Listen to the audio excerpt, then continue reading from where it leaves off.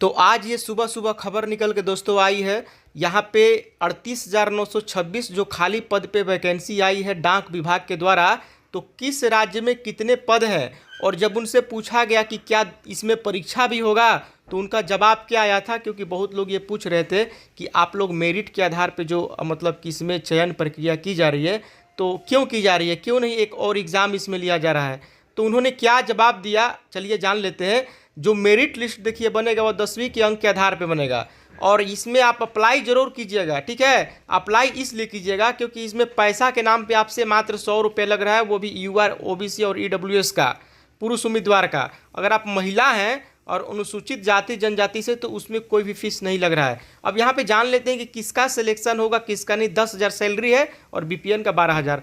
अब ये हमने सवाल किया, उनसे पूछा कि बताइए कि क्योंकि देखो दूसरी बात ये है कि आपको देखिए साइकिल चलाना आना चाहिए, ठीक है। डाक विभाग में जॉब करना है तो कम से कम साइकिल चलाना आना चाहिए।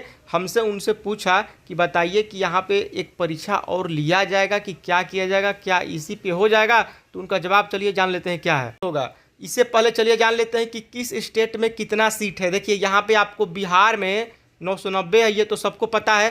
कहाँ से अप्लाई करना सही रहेगा, देखिए जहाँ पे ज़्यादा सीट है वहाँ पे ऑब्वियसली आपको लड़के भी ज़्यादा आपको अप्लाई करेंगे, लेकिन ज़्यादातर लड़के ये कोशिश करेंगे कि वो अपने ही राज्य से मतलब आवेदन करें, क्योंकि अगर आपको दूसरे राज्य से आवेदन करना है तो वहाँ का लोकल लैंग्वेज जानना आपके लिए ज़रूरी है। इसलिए ज़्यादा मात्रा में यहाँ पे लड़के इधर से उधर नहीं जाएंगे, ये भी जान लीजिए। ऐसा नहीं है कि कोई बिहार का है तो आंध्र प्रदेश में उतना अप्लाई करेगा या छत्तीसगढ़ वाला हरियाणा में करेगा, क्योंकि यहाँ पे एक सबसे बड़ा समस्या जो है वो है लैंग्वेज का, क्योंकि भाषा का सबसे बड़ा समस्या है कि लोकल लैंग्वेज आपको आना चाहिए। इसको लेकर के आपको वहाँ पे सिग्नेचर करके देना पड़ेगा उनको कि हमें आता है, ठीक है। और साइकिल वगैरह चलाने आने चाहिए, क्योंकि पोस्ट ऑफिस का जॉब है तो आपको पत्र वगैरह भेजना रहेगा।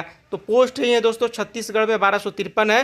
कोशिश कीजिए कि अपने राज्य से ही भरें, क्योंकि ज़्यादा आप दूर के राज्य में भरेंगे 10,000 रुपये केवल इसमें आपको मंथली पेमेंट मिलेगा, या 12,000 रुपये, और दूसरे राज्य में रह करके करना थोड़ा सा दिक्कत यहाँ पे रहेगा। फिर भी हम प्रेफर करेंगे कि आपको देखिए आंध्र प्रदेश है तो आप अप्लाई कर सकते हैं अगर लोकल लैंग्वेज वहाँ का पता है तो। अगर आप बिहार से हैं तो बिहार से ही अप्लाई करें या फिर यूपी से अप्लाई करें, दो जगह पे आपका चलेगा। और दिल्ली में तो काफ़ी पोस्ट कम पड़ जा रहा है। और यहाँ पे हरियाणा वाले हरियाणा में और राजस्थान में दो जगह अप्लाई कर सकते हैं। झारखंड वाले बिहार में भी अप्लाई कर सकते हैं, यूपी में भी कर सकते हैं और झारखंड में भी। यही सब बात है दोस्तों। बाकी कर्नाटका में भी थोड़ा हाई कट ऑफ जाता है, क्योंकि ये लिटरेसी रेट आपको पता है कि कर्नाटका हो गया, केरला हो गया, जितना ज़्यादा पोस्ट है उतना ही ज़्यादा यहाँ पे लिटरेसी रेट है, और यहाँ पे बहुत ही काफ़ी परसेंटेज बच्चों का उठता है, ये बात है। बाकी बहुत सारे लोग ऐसे भी जिनका 95-96% है, लेकिन फिर भी वो ये जॉब नहीं करना चाहेंगे 10,000 का जॉब।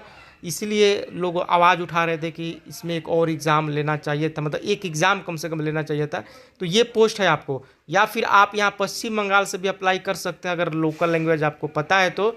यूपी में देखिए, यूपी में अच्छा खासा सीट है, बिहार वाले यूपी में भी फाइट कर सकते हैं। अब चलिए जान लेते हैं कि यहाँ पे जब उनसे पूछा गया, इंडिया पोस्ट की तरफ से देखिए रिप्लाई आया है।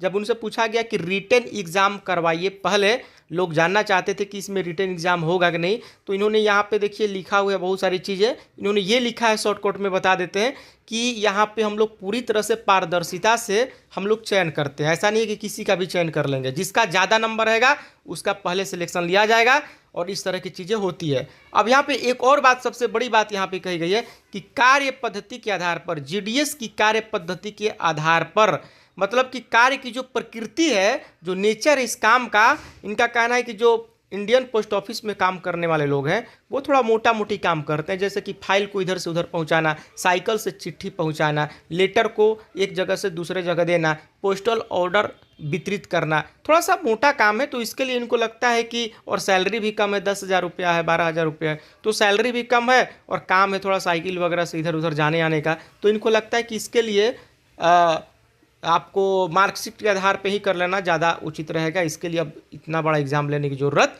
नहीं है। अब इनका ये कहना है, इनका मानना है कि कोई इतना भी बड़ा वर्क नहीं है कि हम उसके लिए आपको एग्ज़ाम लें, लोगों को ऐसे करें। लेकिन लोगों का ये मानना है कि चलिए कुछ भी है लेकिन गवर्नमेंट जॉब है तो करना चाहिए। यहाँ पे साफ तौर पर लिखा गया है कि वर्क नेचर, मतलब कि काम का जो नेचर है, प्रकृति है, वो थोड़ा सा मोटा काम है, फाइल को इधर उधर करना है, चिट्ठी पहुंचाना है। तो इसके लिए इनको नहीं लगता है कि एग्ज़ाम लिया जाए। बस यही बात है दोस्तों। बाकी आपको साफ तौर पर लिखा गया कि चयन प्रक्रिया मेरिट लिस्ट के आधार पर ही होने वाला है, जो कि घिसा पीटा प्रक्रिया मालूम होता है। या भारतीय डाक आधुनिक दौर के हिसाब से अपने में कुछ सुधार या परिवर्तन कर चयन प्रक्रिया परीक्षा के आधार पर करती है। मतलब ये सवाल पूछा गया है तो उन्होंने साफ तौर पे वही बात बार बार लिखा है कि पूर्ण रूप से पारदर्शी है और जीडीएस की कार्य पद्धति के आधार पर हमने किया है। तो अब इनकी बात सर्वमान्य है, जो भी ये कहें। अब यही सब बातें हैं, अब देखते क्या होता है। अगर आपको अपनी राय देनी है तो कमेंट बॉक्स में दे सकते हैं। तो अभी तो बस इतना ही।